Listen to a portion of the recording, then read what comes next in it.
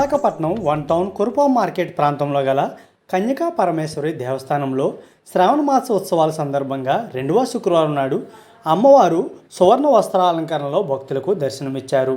ఈ సందర్భంగా ఆలయంలో అమ్మవారి మూల విరాట్కు తెల్లవారుజామున 5 గంటలకు శుద్ధజలం, పాలు, పెరుగు, తేనె, గంధం, పసుపు, కుంకుమ, వివిధ రకాల పండ్ల రసాలతో సహా 108 ద్రవ్యాలతో ప్రత్యేక క్షీరాభిషేకం నిర్వహించడం జరిగిందని పురోహితులు కుమార్ శర్మ తెలుపుతున్నారు.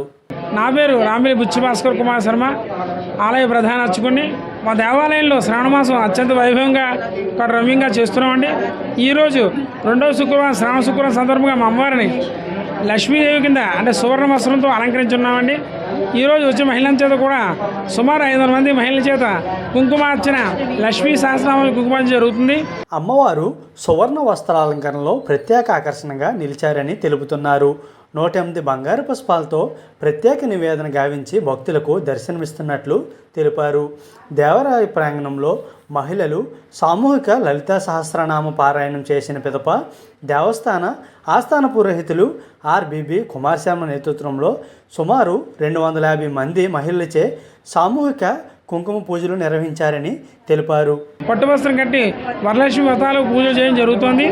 4వ వారం అమ్మవారికి రజిత వస్త్రం అంటే వెండి చీర కట్టి అలంకరించి పూజ చేయడం జరుగుతుందండి. 6వ వారం మహాలక్ష్మీదేవిని అలంకరించి మహానదాన కార్యక్రమం చేస్తున్నామండి. మరి భక్తులను వచ్చి అమ్మవారికి అనుగ్రహం పొందుతారని మరీ కోరుతున్నామండి. శ్రావణ మాసం అంటే మహిళకి ఎంతో ప్రీతైన మాసము. పౌర్ణమి ముందు వచ్చే శుక్రవారం నాడు ప్రతి సంవత్సరం కూడా 2వ వారం వరలక్ష్మి వ్రతం చేసుకుంటారు. కానీ ఈ సంవత్సరం మాత్రం 5 వారాలు పడడం వల్ల పౌర్ణమి ముందు శుక్రవారం 3వ వారం పడడం జరిగింది. కాబట్టి 3వ వారం వరలక్ష్మి వ్రతం కాబట్టి అందరూ కూడా సువర్ణం ఎవరు కలిగినంత వాళ్ళు కొనుక్కుని అమ్మవారికి అలంకరించి పూజ చేసుకుంటే ఇంకా సువర్ణం ఎక్కువ పెరుగుతుంది అందరి ప్రతిదీ.